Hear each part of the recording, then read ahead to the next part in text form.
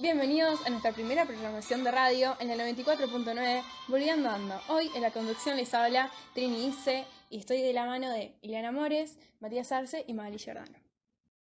Bien, Ma, ¿querés contarnos qué temas vamos a tratar hoy? Bien, estuvimos haciendo encuestas en Twitter e Instagram para ver qué temas querían que hablemos hoy en las secciones.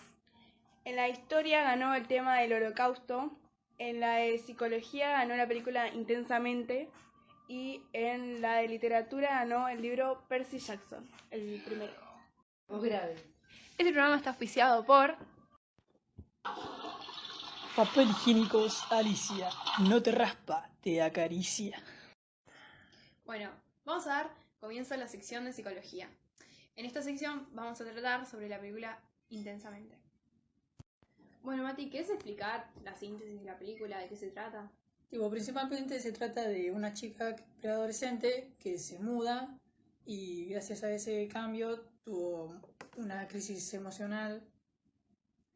Claro, como que empieza a haber cambios porque, bueno, se muestra la desaparición de tristeza junto con alegría de su cabeza, digamos, del centro, de lo que sería el centro de control.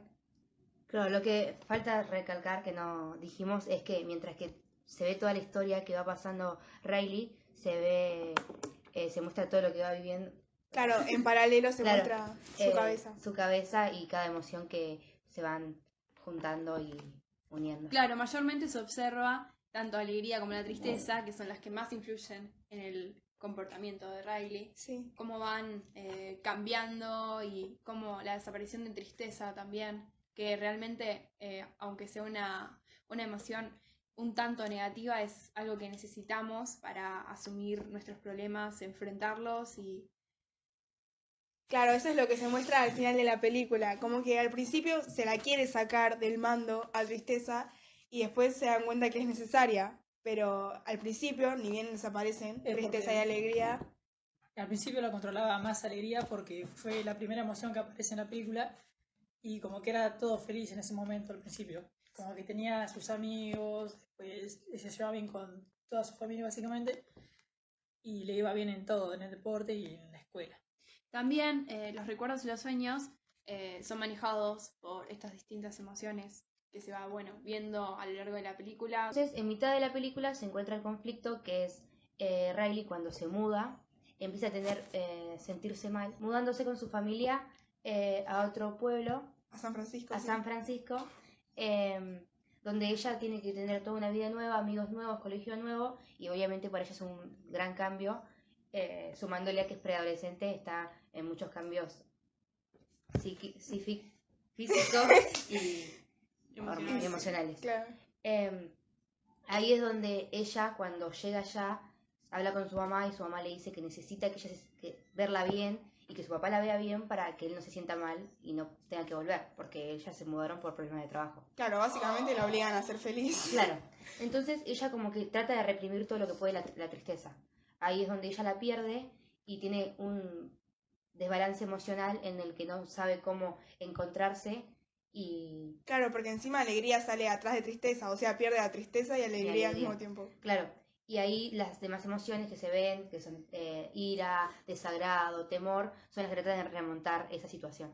Claro, intentan actuar igual que como actuarían si estuviese alegría, como que tristeza mucho les importa al principio, como que tratan de hacer lo que haría alegría y no les funciona porque no es lo mismo. También en Intensamente se relacionan los recuerdos con una esfera que representa las emociones, una con Sí. cada color que representa, bueno, las distintas emociones. Y cuando el color de dichos círculos se hace más agudo, quiere decir que la emoción predomina sobre las demás. Claro. Había muchas emociones de alegría. Claro, y los recuerdos centrales, que son como los que marcan, digamos, por así decirlo, la personalidad de Riley, que es la protagonista, eran todos alegres al principio, que también eso tiene que ver con la niñez, que es como mucho inocencia, felicidad. Claro, como que los recuerdos permiten mucho la creación de la personalidad de esta persona. Claro, entonces ella es predominantemente alegre, optimista.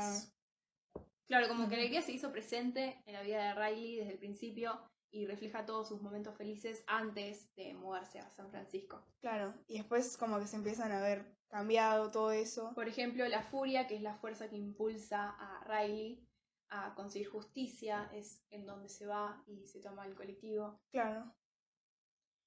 Claro, o por También ejemplo... igual las otras emociones tuvieron ¿cómo se llama? ¿Una pelea? No. Sí, tuvieron peleas, pero tipo, se pusieron de acuerdo en ese momento Ah. y decidieron todos irse para volver a reencontrarse con sus amigos porque no le fue muy bien en el cambio que tuvo de ciudad. Claro, como que las emociones resolvieron que eso era lo que tenía que hacer para volver a estar bien, digamos. Claro. Y eso también demuestra el optimismo y las ganas de seguir adelante de la nena, que era como que siempre buscaba estar bien y, digamos, buscaba ¿cómo se llama? Seguir Una solución, adelante. claro. También en la película se mostraban las islas de Riley que se fueron formando a lo largo de su vida, Claro, así es la de la personalidad. las cuales son Isla de las Bodas, la Isla del Hockey, la Isla de la Amistad y la de la familia y la de la honestidad. Son las islas que se fueron formando por las distintas acciones que hizo en su vida, que realizó. También podemos ver como a lo largo de... También podemos ver a lo largo de la película, en cuanto va avanzando, cómo estas islas se van inhabilitando o de alguna manera se destruyen por... Porque cuando las alegría y tristeza se van, a las otras emociones al intentar reemplazarlas, realizan acciones que por ahí no son las mejores y terminan condicionando a Riley. Por ejemplo, cuando Riley toma la tarjeta de su madre para pagar su boleto a Minnesota para volver a reencontrarse con amigos y que le vaya todo bien y tipo tratar de que vuelva a ser feliz, digamos. Claro, volver a lo de antes. Y ahí se rompe la isla de la honestidad. Otro ejemplo sería cuando se desvanece la isla de hockey, que es porque en la nueva ciudad, en su nuevo club, no le iba muy bien jugando, ya que no se llevaba bien con sus compañeros. Bueno, y en cuanto a la familia, podemos ver que es una familia funcional. Los papás están juntos, viven en la misma casa todos, tienen una muy buena comunicación.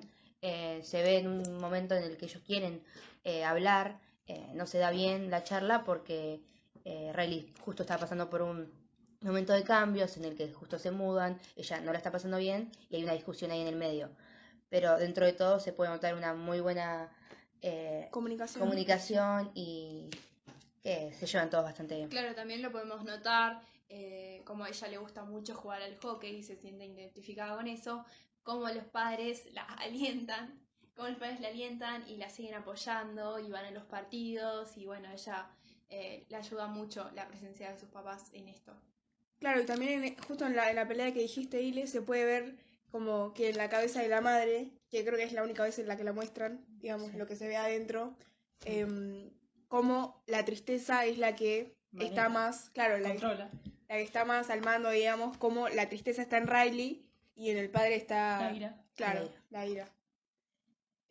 Después cabe destacar que a lo último, cuando se soluciona el problema, ¿vieron que se está por ir Riley a Minnesota de vuelta?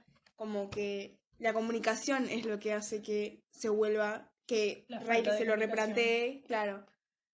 Así que se vaya. No dijo nada. Estamos diciendo dos cosas, pero claro, o sea, la falta de comunicación fue lo que hizo que Riley se vaya, Claro. y la recomunicación, por así decirlo, Y todo claro, se haga bien y como que la comunicación, digamos, es lo principal en una familia. Claro. Bueno, entonces, para cerrar la sección, lo que concluimos es que es muy importante expresar nuestros sentimientos. En conclusión, es importante expresar nuestros sentimientos, nuestras emociones, ya que al expresarlos corremos menos riesgo de sufrir crisis emocionales, como sufrió esta chica, o también llegar hasta el punto de sufrir síntomas neuróticos. Y también en especial no tapar la tristeza, ya que esta, al ser una emoción negativa, tal vez creemos que lo mejor es eliminarla de nuestras vidas, pero al fin y al cabo la necesitamos para expresarnos, tanto sea sentimentalmente como también para comprender a los demás y escucharlos. Bueno, muchas gracias por escucharnos en esta sección. Ahora les vamos a pasar una canción para dar paso a la siguiente sección de literatura. sección del día. Hola, ¿qué tal? ¿Cómo están? Siempre escucho la radio y quiero pedir un tema de La Mancha que me encanta, Arde la ciudad. Saludos a todos. Tu equipo volvió a ganar. Te prendieron 1000 bengalas hoy. La banda grita tu nombre y ves como la popular se va a caer. Pero tu estrella no está más. Se la llevó la mañana. Oh, arde la ciudad. Llueve en tu mirada gris. La gente festeja y vuelve a reír. Pero este carnaval hoy no te deja dormir. Mires donde mires, ella está ahí. Tu vida siempre fue así. Te da y te quita por nada. Y aunque estés solo, sin corazón, ahora tenés que seguir la función. Es una fiesta al bodegón, donde se junta la hinchada. Oh, arde la ciudad. Llueve en tu mirada gris. La gente festeja y vuelve a reír. Pero este carnaval hoy no te deja dormir. Mires donde mires, ella está ahí.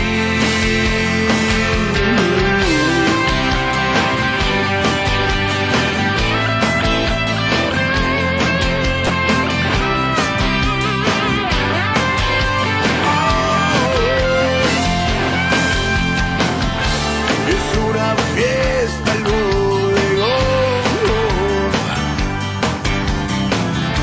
donde se junta la hinchada. Oh, arde la ciudad. Llueve en tu mirada gris. La gente festeja y vuelve a reír. Pero este carnaval hoy no te deja dormir. Mires donde mires, ella está ahí. Arde la ciudad. Llueve en tu mirada gris. La gente festeja y vuelve a reír. Pero este carnaval hoy no te deja dormir. Mires donde mires, ella está ahí.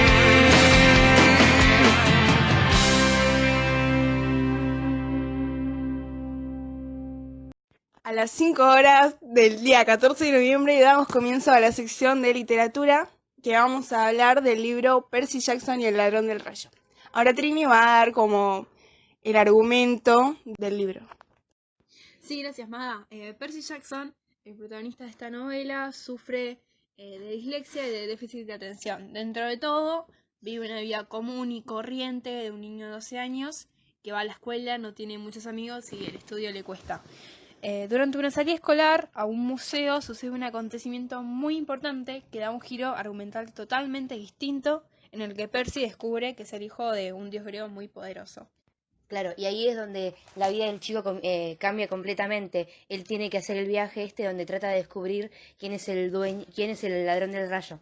Y ahí empiezan todos estos problemas y conflictos que tiene en el medio, donde tiene que pasar por un montón de fantasías y aventuras raras.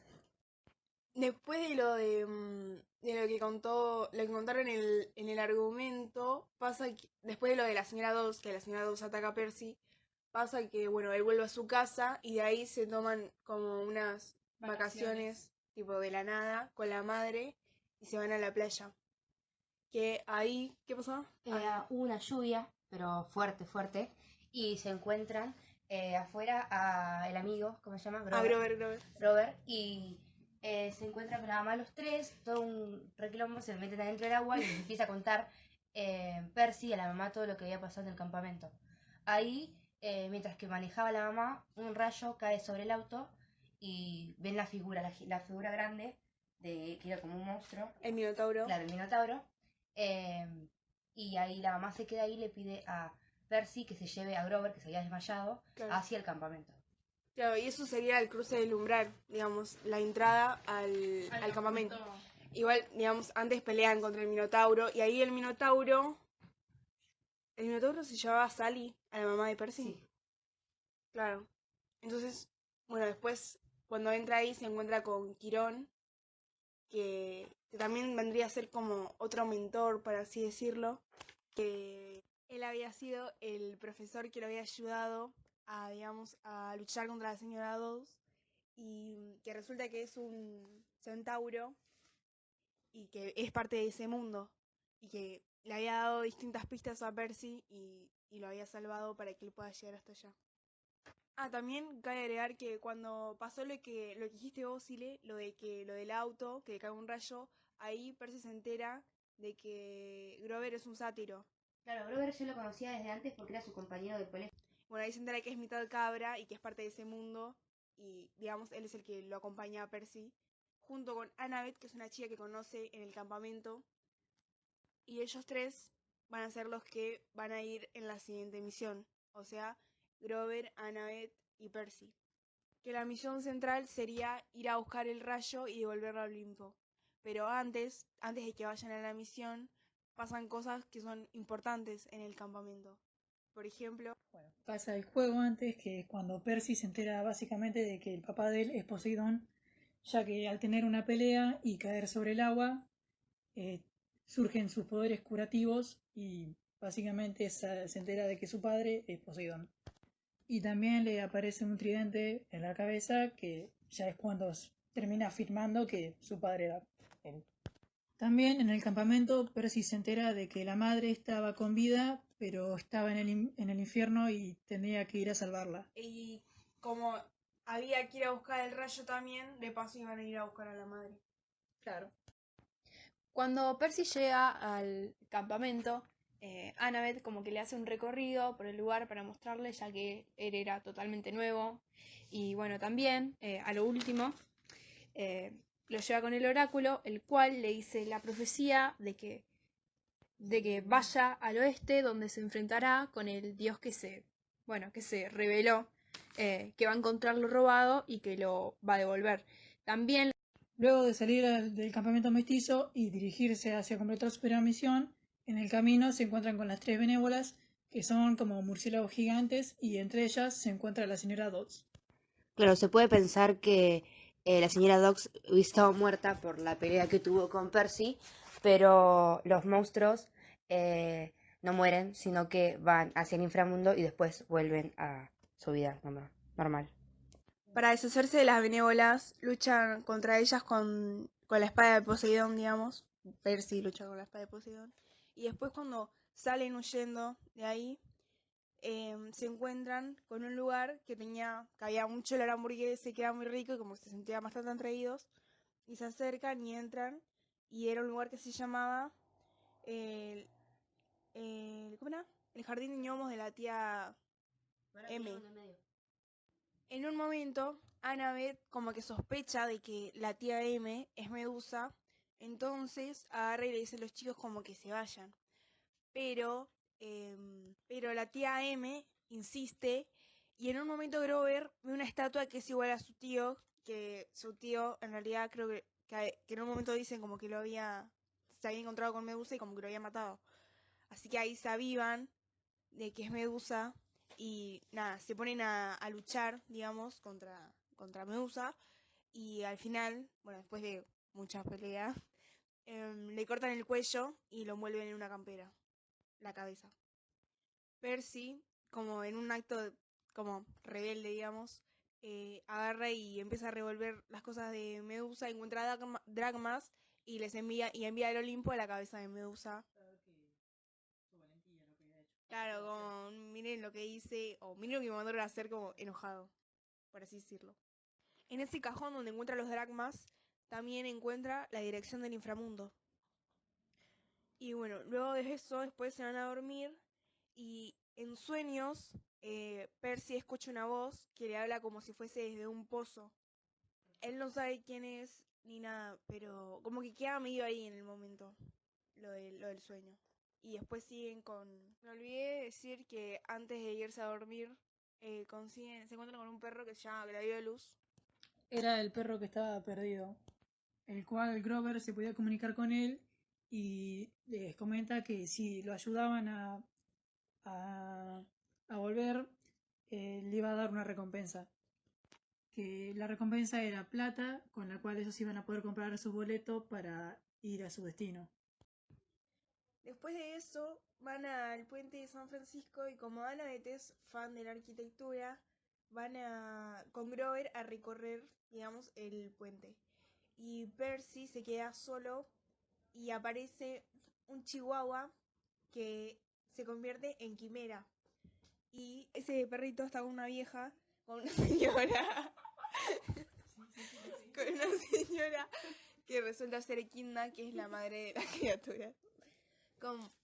Percy intenta luchar contra Quimera, pero se termina cayendo al agua y es como que el agua lo tomara, como si lo agarrara en el aire y lo atrajera al agua. Entonces ahí, dentro del río, aparece una mujer que es como si fuera del color del agua y dice ser una mensajera. Esta mensajera le dice ve a Santa Mónica antes de ir al Hades, o sea, al inframundo. Y cuando salen del agua, salen directo a Denver, en tren. Bien, ahí es cuando, una vez que llegan a Denver, Ares fue a buscar a Percy mientras los demás dioses buscaban el rayo. Le dice de ir al túnel del amor, que se encontraba en un parque de diversiones, donde allí había una trampa para atrapar a Ares y a Afrodita, que se encontraban en una especie de amorío, ya que Afrodita estaba casada, comprometida con Hefesto. En el viaje, Ares le da la mochila a Percy, donde se encontraban algunas herramientas y entre ellos el rayo. Pero esto no lo descubre hasta llegar al inframundo, donde discute con Hades. Claro, y esa discusión es en la cual Hades cree que Percy fue el que robó el rayo y está pidiéndole que se lo dé. En el medio de esa discusión, Hades hace aparecer a Sally, la madre de Percy. En un momento, Hades como que se acerca a Percy para sacarle el rayo y Percy, para poder escapar, tira una de las, ¿cómo se llaman?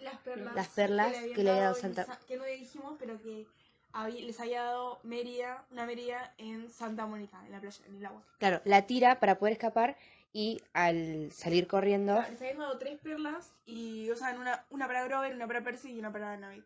Y dejando a Sally ahí en el inframundo. Claro, entonces escapan y no pueden salvar a su madre.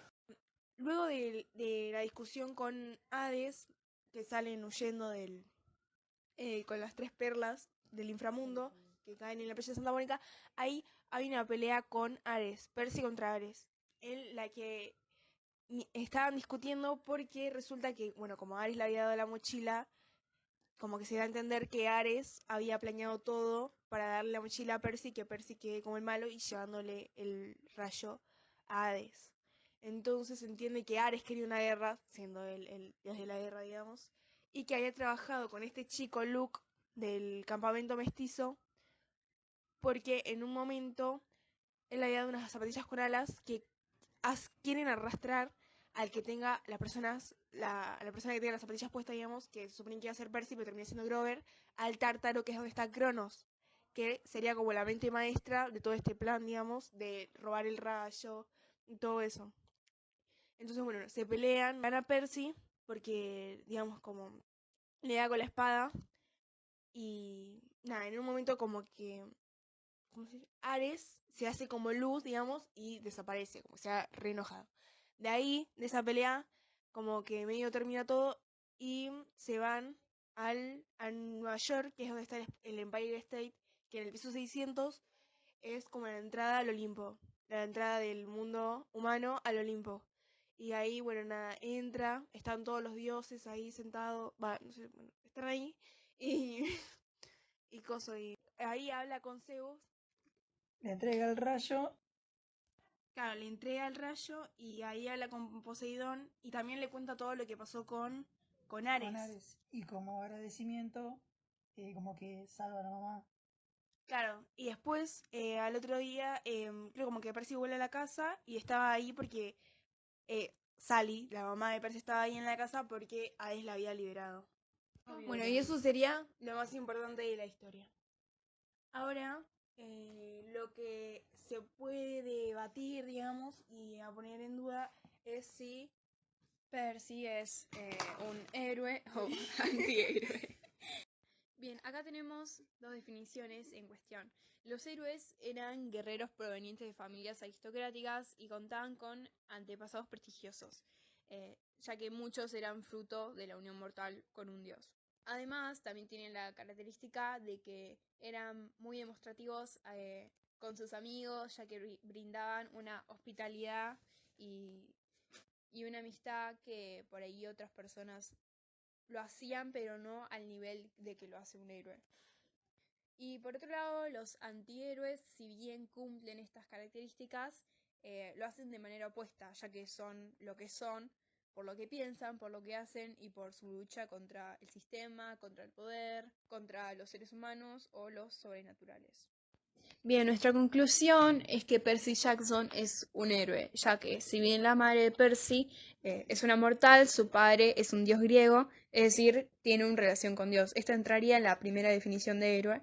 Y además, durante el relato también podemos ver los lazos afectivos que mantiene con Grover y Annabeth, fortaleciendo su hospitalidad, piedad y amistad.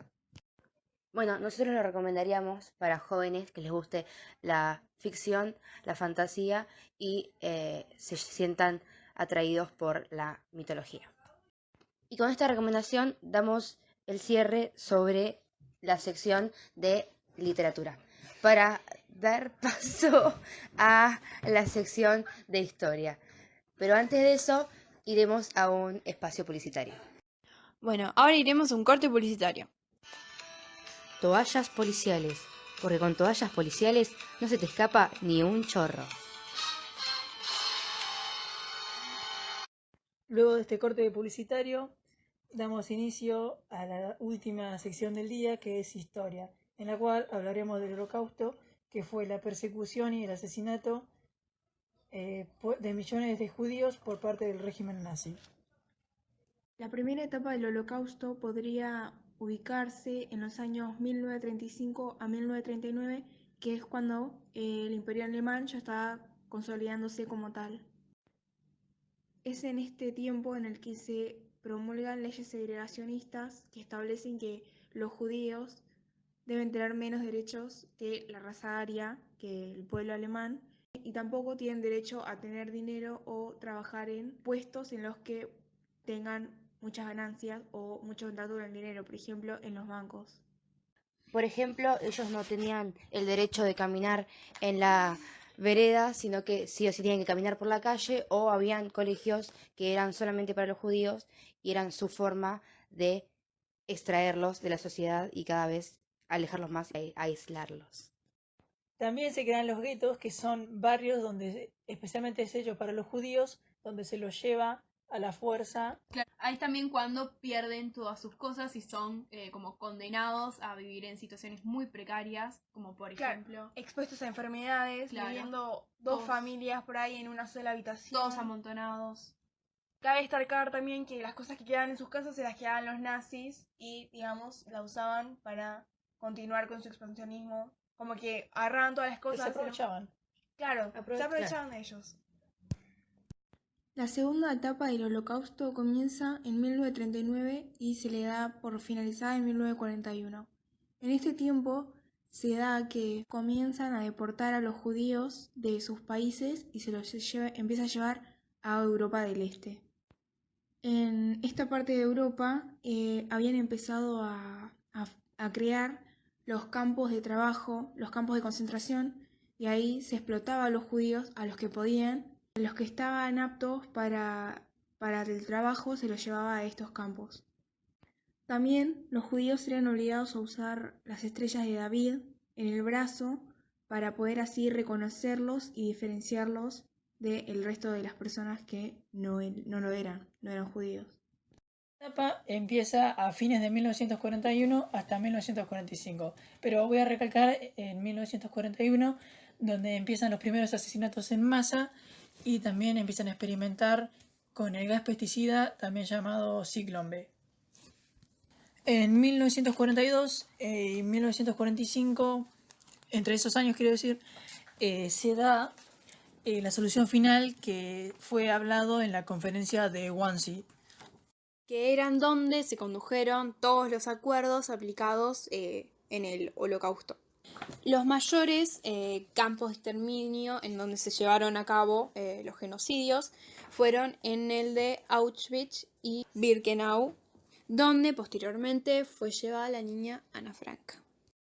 La chica mencionada por Trini es una joven que vivió ese suceso histórico y mientras estaba viviéndolo en cada una de sus etapas, ella fue escribiéndolo en un diario y gracias a ese diario también es que se puede vivir, por decirlo de alguna manera, entender un poco más cómo vivió una persona en carne propia la persecución a la gente de su propia religión. Es por eso que vamos a explicar, a exponer parte de la vida de esta chica. Bien, Ana nació en Alemania con una madre, un padre y una hermana mayor que se llama Margot. Nace en Alemania, pero cuando ella era muy chiquita, por las malas situaciones de su país, sin trabajo, Hitler cada vez con más poder y dejando más de lado a los judíos, ellos eran judíos, deciden mudarse a Ámsterdam. El papá consigue trabajo cuando se mudan y empiezan todo bien, pero obviamente con dificultades porque no es fácil empezar de nuevo en otro país. A los 10 años de Ana fue cuando Alemania, invade Polonia y al tiempo invade Ámsterdam. Empiezan a ser mucho más excluidos, como habíamos dicho antes, los judíos, sobre todo en la calle, en los colegios, no podían ir al mismo colegio, en el cine, y de esta manera el papá de Ana, Otto, pierde su empresa. A los 2 años de esta invasión, claramente ellos estaban muy mal, Margot, la hermana mayor de Ana, recibe una carta ordenándole que ella debía ir a trabajar para los alemanes nazis, pero los padres desconfían de este trabajo, entonces deciden, junto con sus 2 hijas, ir a esconderse y vivir en la clandestinidad por el miedo de lo que puede llegarles a pasar. Luego de 2 años de vivir en ese escondite, los encuentra la policía alemana.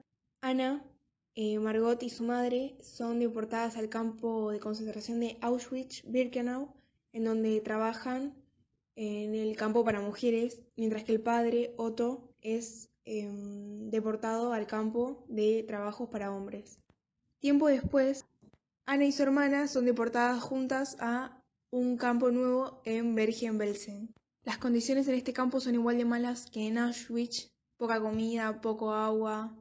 Es por eso que al poco tiempo de la llegada a este campo es que Ana y Margot contraen tifus, fiebre tifoidea, y al poco tiempo muere. Su padre, Otto Franklin, mientras tanto, sobrevive en Auschwitz, fue liberado por los rusos y vuelve a Países Bajos, que es donde ellos habían estado viviendo antes de que los encontraran. Él llega a las cosas que había escrito Ana, su diario, entre otras cosas, y es él quien termina publicándolas a modo de un recuerdo que sea permanente de su hija y su familia y lo que ellos vivieron.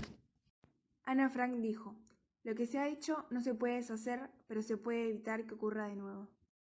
Es sabido que el odio por parte de Hitler al pueblo judío fue respaldado por un pueblo que lo votó y apoyaba sus ideas y creía que eran justas y que lo que él hizo era lo que se debía hacer en ese momento. Se creía que los judíos eran el mal de su pueblo y que también merecían ser tratados como eran tratados, hasta llegar a una situación tan horrorosa como lo fue el Holocausto. Estas ideas de odio y de discriminación no fueron solamente hacia el pueblo judío, sino que también fueron hacia otros sectores, como por ejemplo las personas homosexuales o las personas negras, y es a ellas también a las que iba dirigido todo el odio del pueblo alemán. Es por eso que como sociedad no debemos olvidar lo que ocurrió en el Holocausto durante la Segunda Guerra Mundial, para así poder hacer que esto no se vuelva a repetir, y también generando una conciencia en nuestra cabeza respecto a esos pensamientos que pueden excluir o hacer sentir menos a otras personas por cómo son o por lo que piensan. Debemos ser más tolerantes y respetuosos ante el prójimo y así vivir en una sociedad de paz y respeto. Y así damos por finalizado el programa junto con la sección de historia y nos despedimos dejando una canción.